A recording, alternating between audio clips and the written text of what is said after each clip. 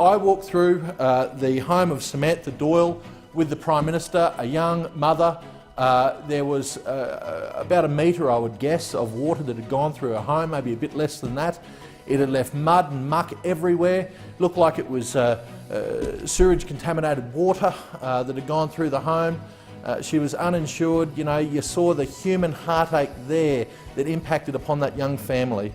And what you've got to think, Mr. Deputy Speaker, is that you know, the key facts of this is that the council was advised, or have advised rather, that the flood levels here were greater than a 1 in 500 year flood event. Not just a 1 in 100 year, 1 in 500 year flood event.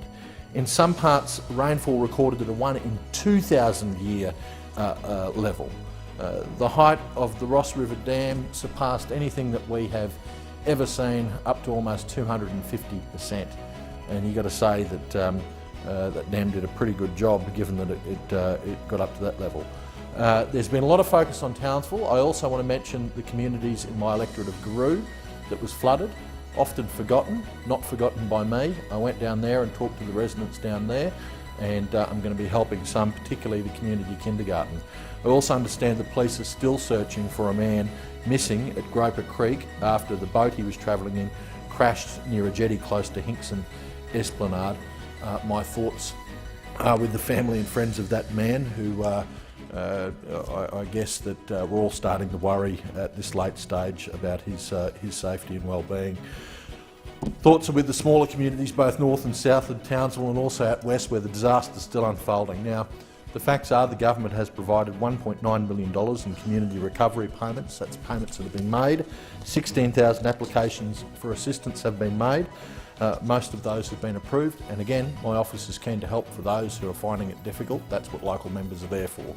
As of this morning, insurance companies have received 13,560 claims, with losses estimated at $165 million.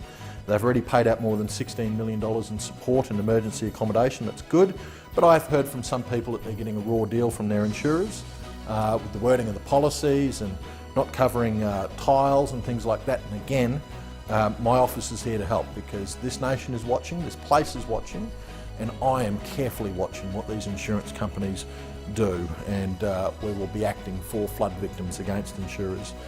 The one bright light out of this terrible event is the community support. The North Queensland Cowboys, for instance, went out and lent a hand, along with a lot of other boaties at that time. We had John Asiata and Antonio Winterstein, who used their boats, along with a flotilla of other boats from the community, to go out and rescue people from their houses, which had just started to become inundated. The Salvation Army's Emergency Services section served hundreds of meals across 3 evacuation centres to residents from more than 20 suburbs that had to evacuate their homes. We had the Red Cross out there on the ground helping people. Churches, volunteers from the Seventh-day Adventist Development and Relief Agency filling 1,000 sandbags for local residents. The Catholic Bishop of Townsville, Tim Harris, whose own home was inundated, went out of his way to help others. He made some comments recently praising the effort of the community working together, including the Army, Police, Council, even the local paper. He described the story he heard of an 80-year-old man who had grown these beautiful flowers that he nurtured, and when rescuers came to evacuate him from the home, the man was reluctant to leave the flowers. What the old fellow said, the bishop relates, is, "Cut that flower for me, it's too beautiful to leave." I met up with people at Calvary Christian Church, Reverend James McPherson and Renee Vasetic, where they were providing a collection centre of goods for people affected by floods, families affected, to come and collect stuff they needed, like linen and towels and things like that. And they also provided free meals to people in the community that needed. So our Christian churches really stood up and did a great community effort. Commanding Officer Lieutenant Colonel Judd Finger and 92 Army personnel from the amphibious 2 RAR rescued more than 400 people in flooded homes in Adalia. Lance Corporal Sean Price, who worked with Senior Constable Ben Pearson from the Queensland Police, rescued hundreds of people, only to return home to find that his own home had been flooded. 31 Team Rubicon members, ex-Army or Defence Force personnel, flew up from places like Melbourne, Sydney, Adelaide, Brisbane and Gold Coast to bolster the numbers of their Townsville branch out helping people. Ingham helicopter pilot Josh Little spent 2 weeks in Hobart fighting bushfires and then returned home to help Townsville residents with flood relief. Alicia Poplin and her family, they took in 16 families in their 2-storey home. More than 60 people accommodated, as well as the cats and dogs and guinea pigs. The community support for their neighbour is tremendous. Tow truck driver Steve Gurney pulling 15 cars to safety, all without charge.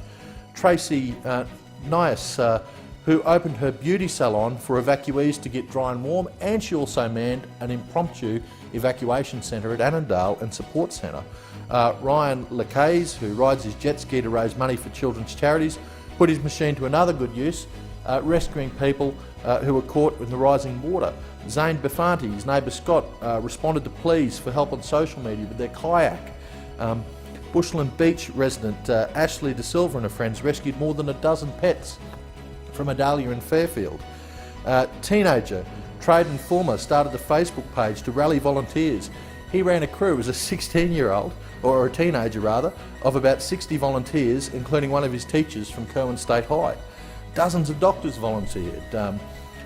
We had residents from Innisfail like Inderjit Singh, who rallied volunteers from the United Sikhs. Some of them flew in from Melbourne and to assist in Townsville. Businesses like the Pavilion Cafe, the Warfighter Cafe, Adani, PVW, Coffee Club, Domino's, Faster Pasta, all helped.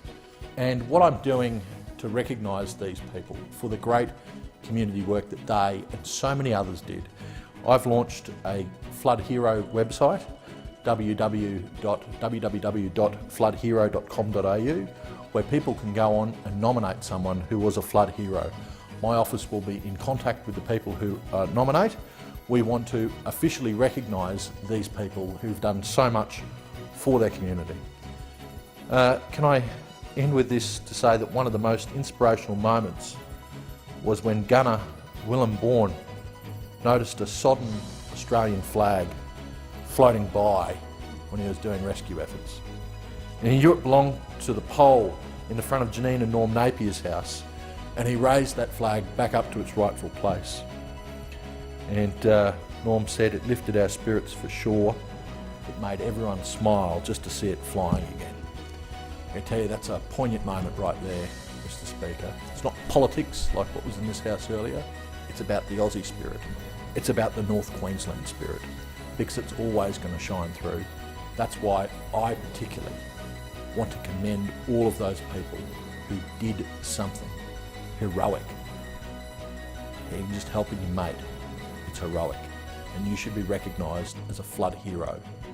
And I'm calling on people to go to that website, www.floodhero.com.au, nominate someone they want, and I will ensure that those people are officially recognised as the flood heroes that they are.